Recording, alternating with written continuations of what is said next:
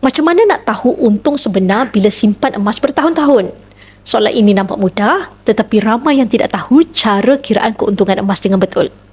Formulanya ringkas.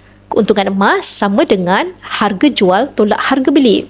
Contohnya 1 dinar ini saya beli pada tahun 2023 dengan harga RM1,388 dan selepas 2 tahun, jika saya jual 1 dinar ini semula kepada Public Gold hari ini, saya akan dapat pada harga RM2,320 selepas tolakan spread 9%.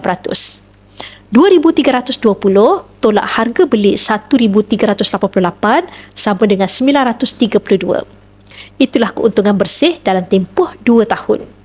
Untuk kiraan peratusnya, ambil keuntungan bahagi harga beli darab 100. 932 bahagi 1,388 darab 100 sama dengan keuntungan 67.15% dalam masa 2 tahun. Bermakna, keuntungan setahun adalah sekitar 33.6%. Semua ini hasil daripada harga seminar beli dan jual emas Public Gold tanpa caj tersembunyi. Yang penting bukan berapa besar permulaan anda, tetapi berapa lama anda sanggup menyimpan.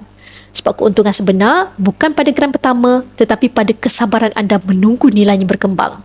Bagi yang ingin memulakan simpanan emas bersama Public Gold, anda boleh isi borang sign up untuk saya bantu anda daftar sebagai ahli dan bimbing anda dalam langkah-langkah simpanan emas yang terbaik untuk anda.